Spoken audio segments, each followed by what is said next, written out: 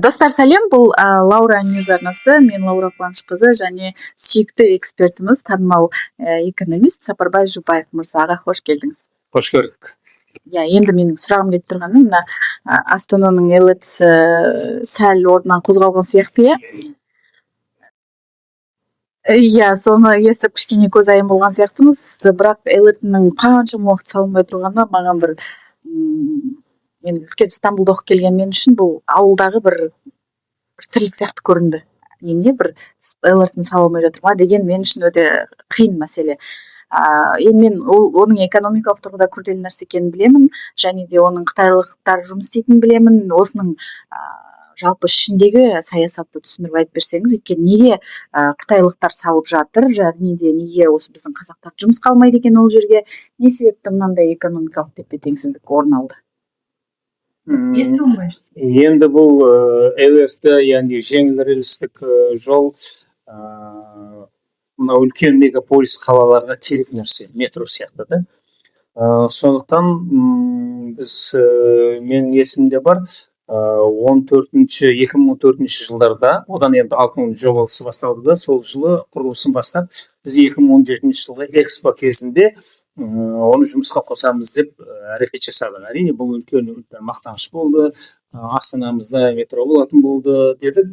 Бірақ сол кезде мені бір таңдандырған нәрсе, неге бұны аэропорттан қалаға салу деген мәселе болды. Себебі аэропорттан ұшақпен өте аз адам қолданады. Әдетте бұны мынау темір жол вокзалдарына жақын істелінеді. Себебі темір жолмен адамдар көп келеді ғой жұмысқа. Жұмысқа қалаға көп келеді. Аға, енді осы ЛРТ-ға қытайлықтар жобаны салып жатқан белгілі, енді үлкен қалалармен салыстырғанда Астанада осының тоқтап тұру енді сәл ғана іске қосыла бастады. Жылжыған сияқты тоқтап тұру бізге бір өте қызық болып көрінді, сырттан бақылаған адамға. Ескіде бір қалып қойған сияқты, ескі заманда қалып қойған сияқты мені елестетеді сондай күйді. Енді айтыңызшы, неге осы ЛРТ жобасын қытайлықтар салып жатқанымен неге қазақтың жұмысшыларын жұмысқа алмай жатыр? Неге бұндай жағдай орын алды? Мен енді бір сұрағыма жауап берейін. Осы қазақстандықтарды жұмысқа алмай жатыр дегеннен хабарым жоқ. Егер де сенің біліктілігің дәнекерлі болып, я болмаса басқа да жаңағы жұмысты қолынан келіп істейтін болса, меніңше ол жерде жұмысқа барсаң болады. Бірақ оларда талап өте жоғары. Неге? Себебі мен мынау 2024 жылдың соңында Чунцин деген қалада болдым, Қытайдың орталығында қалада. Сол жерде енді қала деп былай үлкен өңірді айтар екен де, 37 миллион халық жасайды. Метроның түрлері бар. Жер асты метрода, жердің үстіндегі біздің ЛРТ сияқты да, бір рельсті де, аспалы метроларда барлығы бар бір қалада. Соның олардың жұмыс істегенін қарасаң, енді бір соның құрылысының өзі өте сапалы. Жаңағы үйлерді, жолдарды салынғаны. Енді мен өзім кейбірақтарда бір қорқынышты жағдай болды да. Біздің Қазақстанда әлі оншалықты сапалы бір дәрежеге жете алғанымыз жоқ. Шынымды айтайын. Біздің енді былай жай үйдің өзін салуға кейбір қазақстандықтардың біліктілігі жетіспейді де, біз өзбек ағайындарға жүгінеміз. Шатырды жабу мәселесін. Мәселен, менен айтса, мен қолымнан келмейді, ондай нәрсемен шұғылданған емеспін. Мен таныстарым да білмейді оны. Жақсы бір өзбек ағайынды тауып, жаңағы Ферғана Аңқарынан келген адамды соны істетсек болады дейді. Сол сияқты қытайлықтар да осы мәселеде өте үлкен тәжірибе жинап алды соңғы бір 50 жылда. Олар сол 78 жылдан бастап 80 жыл болса, міне 45 жылда Қытайда өте үлкен жол салу, осындай метро салу, жаңағы үлкен инженерлік бір объекттерді құруға, нысан құруға өте үлкен тәжірибе жинап алды. Сондықтан олардың талабы өте жоғары. Мәселен, жаңағы дәнекерші деп біз көбірек айтамыз, сварщик дейміз ғой, ол өте бір жауапты жұмыс. Я болмасам бір жаңағы басқа да құрылыс жұмыстары дейді. Негізінен ол құрылыс қой, жол үстелді. Жаңағы электрондық жүйелерді орнату, электр сымдарын орнату мәселесі өте үлкен талапты біліктілік талап етеді. Сондықтан егер де біздің құрылысшыларымыз оған жауап бере алмайтын болса, я болмасам бір біздің қазақта енді әдетте былай көріп айтамыз ғой, құттықтауға баруымыз керек, тойға баруымыз керек деп екінші рет кетіп қалса, ол жұмыстан босатып жібере салады. Ал оларда азаннан кешке дейін жаңағы басын көтерместен жұмыс істейтін тәжірибе. Жапония, оңтүстік Корея, Қытайда біз жаңағы заводтардың жұмысын көрдік. Біз енді барып жанынан қарап тұрмыз ғой, бізге қарамайды ғой олар. Жаңағы жұмыс істеп жатқанда кәдімгі бір автомат сияқты жұмыс істейді. Сондай мүмкін талабынан келіп шығатын шығар. Бірақ мен ойлаймын, қазақстандықтарда ол осы ертең метро ЛРТ жұмысқа түскеннен кейін негізгі қызметшілері өзіміздікі болады. Қазіргі мынау жол мәселесінде айдаушылар, жүргізушілер өзіміздің қазақстандықтар ғой көбінесе. Мен ойлаймын, ол да оны да ептейміз. Негізі сонда ЛРТ-ны салып жатқандар ғана қытайлықтар болып саналады, қалған өзіміздікі ғой, қаржы экономикалық жағынан ол кімнің инвестициясы? Ол енді былай, мынау Азия даму банкі деген бар, кейін мынау ШОСта Евразиялық дейді ме, Азиялық даму банкі бар. Солар қаржыландырып жатыр. Яғни біз несиеге құрып жатырмыз оны. Оны қытайлықтар да соған қосылған. Әдетте осындай халықаралық бір қаржы институты негізгі қаржыландырушы болады да, мәселен Европа даму банкі, дүниежүзілік даму банкі, Азия даму банкі қаржыландырады да тексеріп көреді. Осы жоба жақсы болса, оған ақша бөледі. Кейін басқа Жапонияның JICA сияқты, Германия сияқты елдер де қосымша несие береді. Әрине бұл енді біз бюджеттен ақша бөлуге өте қиын, себебі өте үлкен ақша. Сондықтан біз оны несиеге құрып жатырмыз. Бірақ оны мемлекеттің атынан болғаннан кейін, мемлекеттің меншігі болғаннан кейін бюджеттен ақырын ақшасынан құтыламыз. Сондықтан қанша ақша сонда? Енді мен былай анық бүгін айта алмаймын. Меніңше $1,5 миллиард құрып жатырмыз дегендей болған еді. $1,5 миллиард. Да, құрып жатырмыз. Біз сонда бұл ЛРТ-ні 15 жыл болды салғанымызға. 2014 жылы басталған болса, бірақ 2-3 жылдан кейін тоқталып қалды. Қайтадан президент Тоқаев келгеннен кейін оны 1-2 жылдан кейін бастады. Сонда 21-22 жылы бастаған болсақ, 5 жыл бойы құрып жатырмыз да. Бұл қалыпты жағдай, метро үшін қалыпты жағдай. Енді біз бірінші рет құрып жатырмыз ғой. Кейін мен былай осы көрермендерге бір нәрсе айтпақшы едім. Кейбір елдердегі метролардың осындай ЛРТ-лардың бағасымен салыстырады. Айтады, ой, анау Өзбекстанда арзан екен, неге бізде 1 километрімізге $25 миллион кетіп жатыр да, оларда бір $12 миллион дейді. Енді мен қазір қатеге айтуым мүмкін, мәселен бізде $50 миллион болса, оларда неге $25 миллион әлгі бір араб мемлекеттерінде жол өте арзан екен дейді. Мына біздің климатымызға қарау керек. Біздің климатымызда, яғни Астананың қысымыз 40 градус суық, жазымыз 40 градус ыстық, осы кезге тура келетін нәрсе. Ал Қытайдың жаңағы негізгі халқы жасайтын өңірде қыс болмайды. Жаңа мен айтқан Чунцин, Пекин, Шанхай, Гуанчжоу деген жерлерде Гонконгда қыс болмайды. Температура бір қалыпты.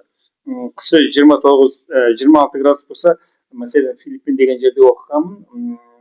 Қысы 26 градус плюс болса, жазы 29 градус. 3 градус, 4 градус өзгеріс болады.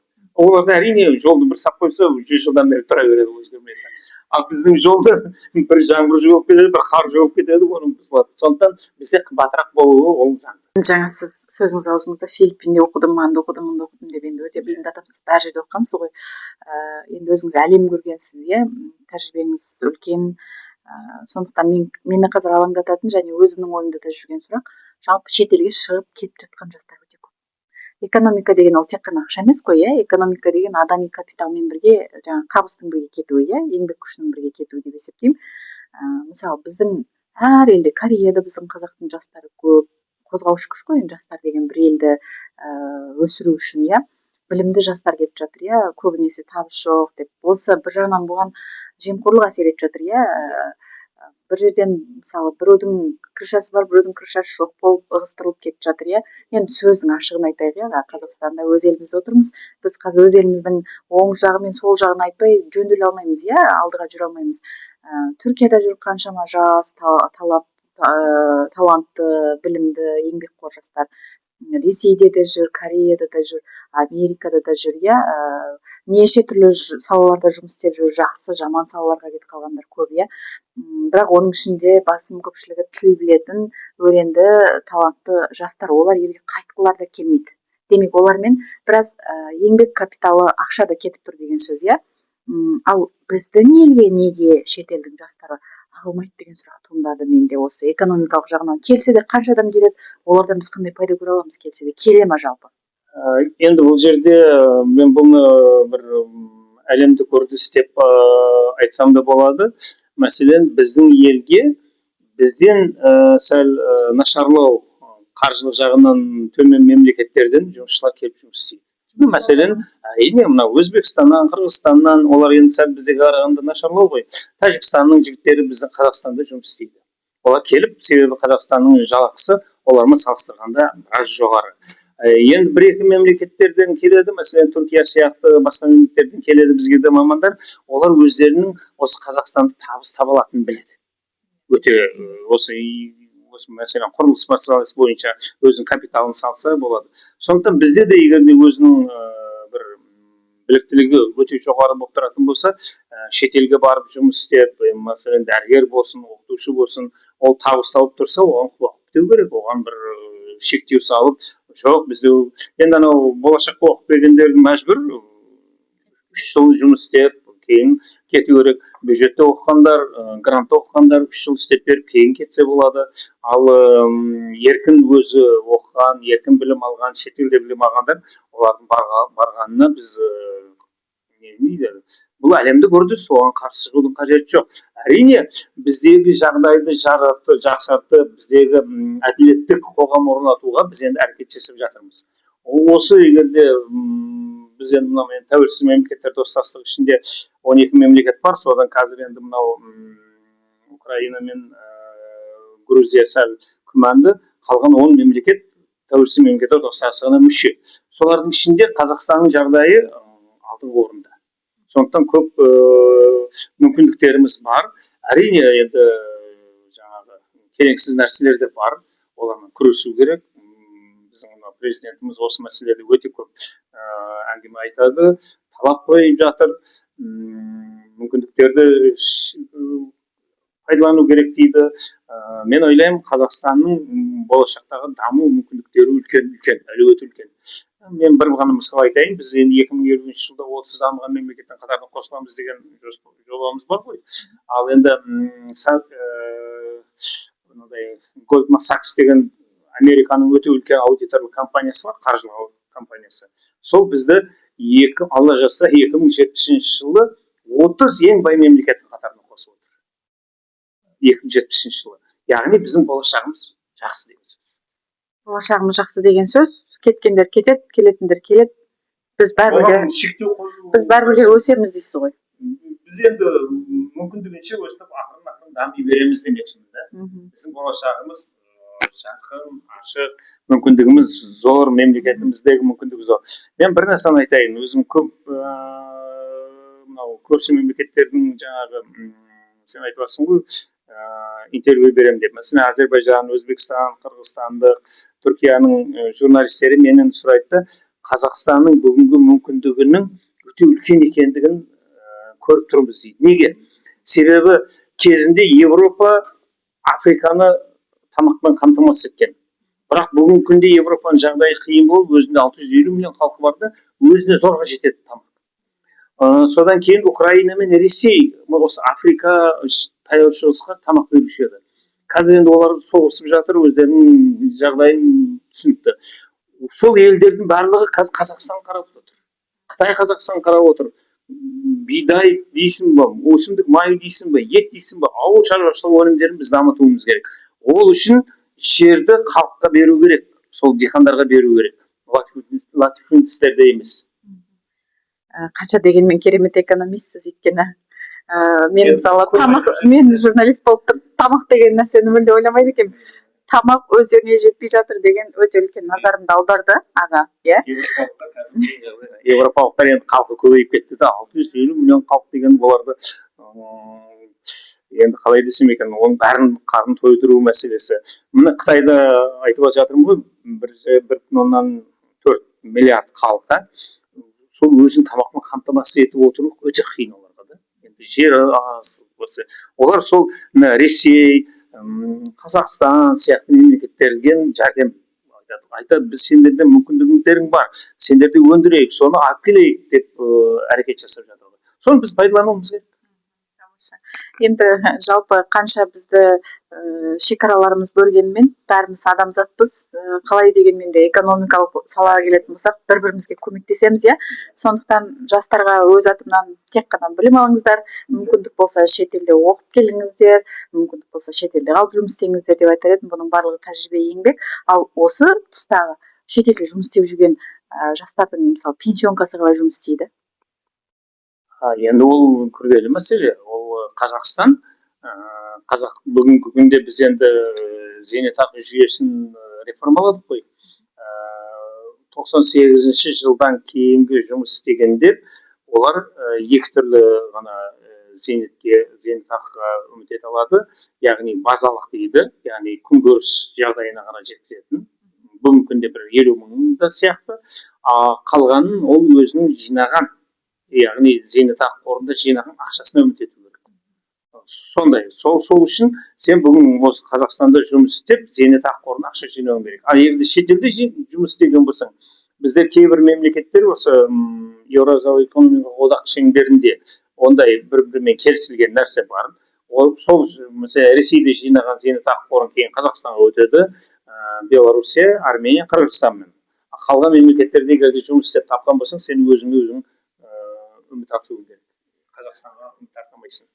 Сонда мысалы елден кетіп қалған жастар бізде мысалы егер сол шетелде жұмыс істеп, кейін Қазақстанға келіп зейнетке келсең, Қазақстан тек қана ең минимал күнкөріс деңгейінде ғана береді. Қазір бізде өте көп сондай зейнеткерлер бар.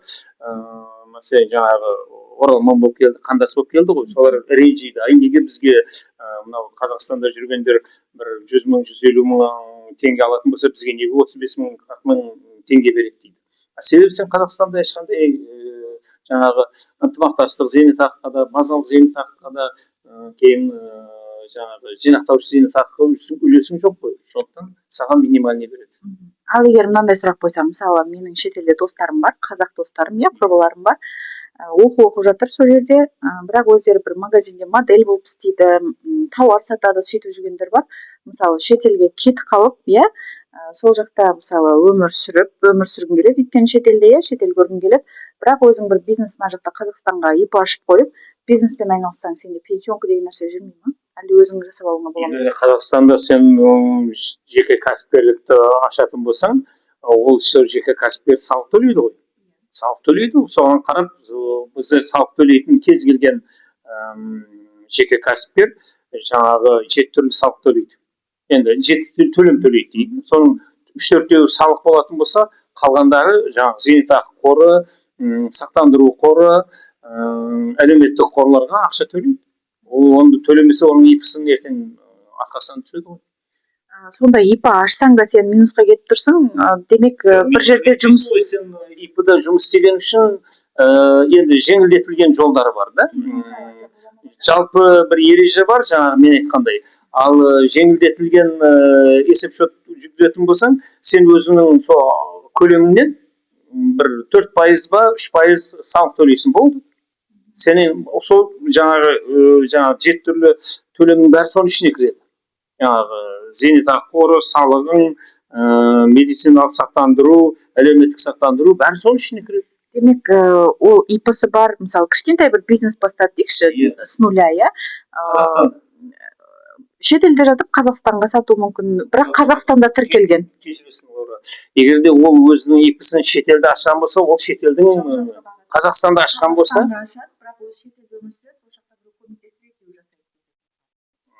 енді білмедім. ИП бірақ Қазақстанда болса, ол егерде орнатылған тәртіппен тіркеуге алынып жұмыс істейтін болса, ол салықтарын барлығын төлейді.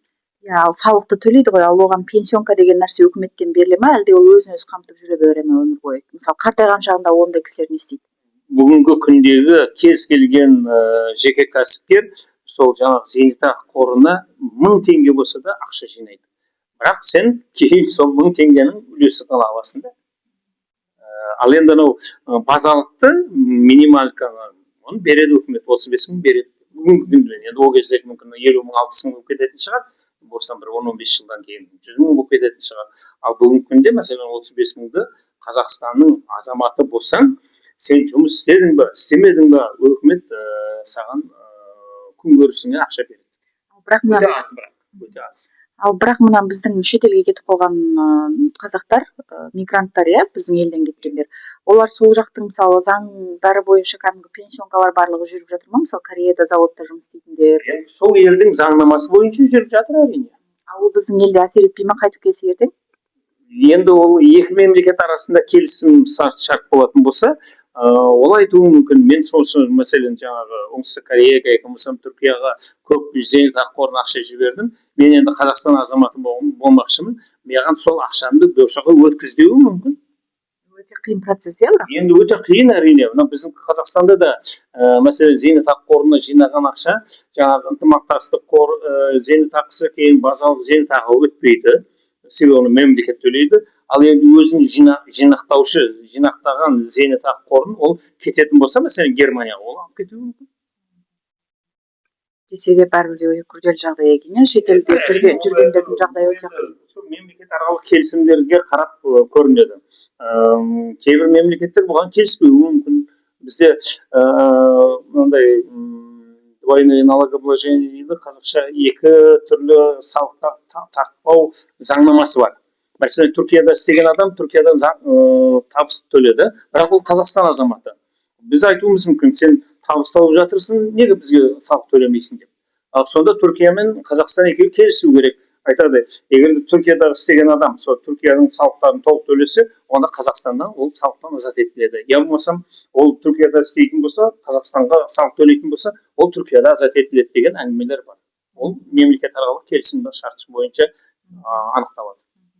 Ал менің мысалы Түркиядағы тәжірибем бойынша дипломың бар болса, сол жерде оқыған болсаң, сен ол жердегі жұмыс берушілерге ұнасаң, олар сені кәдімгі заңды түрде жұмысқа алып, рабочий виза деп айтады, береді саған.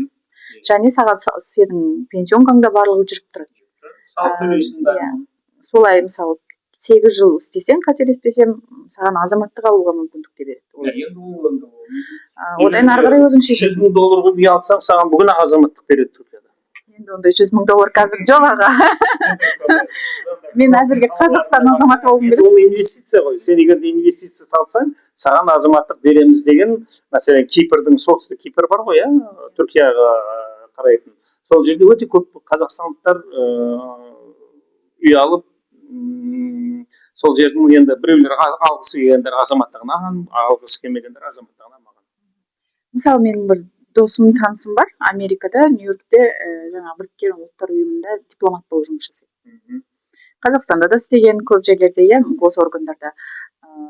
Қазір мысалы Қазақстаннан кетті, сол жақта істеп жатыр, семьясымен сол жақта. Сонда ол Қазақстанға қайтып келсе, пенсионкасы қалай жүріп тұрады, мен осы арасын түсінбедім, өйткені ол Америкаға жұмыс істеп жатыр. Біріккен ұлттар ұйымында жұмыс істейтін болса, Біріккен ұлттар ұйымы ол халықаралық ұйым. Оған мәселен Қазақстаннан атынан барып жұмыс істеген болуы мүмкін. Олай емес пе? Оның алдында Қазақстанның атынан жұмыс істеген, қазір дербес болып Америкаға жұмыс істейді. Жұмыс істейтін болса, ол Американың заңнамасы бойынша өзінің сол табыстарын таба береді. Ол енді Қазақстанға үлкен дүниемен келуі мүмкін. Ал қайтып келсе, бірақ пенсионкасы бәрі кішкентай болуы мүмкін, кішкентай болуы мүмкін. Ол пенсияға қарамауы да мүмкін ғой. Енді Америкада жұмыс істеген адам бизнесмен болса, өте үлкен ақша жинаған болса, акциялар алып қойса, қартайған кезде не болатынымызды бір Алладан басқа ешкім білмейді ғой, сондықтан мен халық білсін деп сұрап жатырмын. Ендеше осындай тоқпандай қылып ұрып беретін біліміңізге рахмет. Күнде табысты іздеп шетелге шығып кететін болсаң, кейін Қазақстанға жаңағы зейнетке шыққан кезде Қазақстанға келетін болсаң, әрине біраз күрделі мәселе болады. Сен өзіңе ғана сенімді болуың керек. Немесе осы жақтан бизнес ашып, параллельно жұмыс жасап жүру керек. Ол өте күрделі. Себебі сен ол жақта жүріп, бұл жерде бизнес ашу, осы жерде бизнес ашып, осы жерде жүргізу өзі қиын болып тұр, ол сен шетелде жүріп қайтып жүргізесің.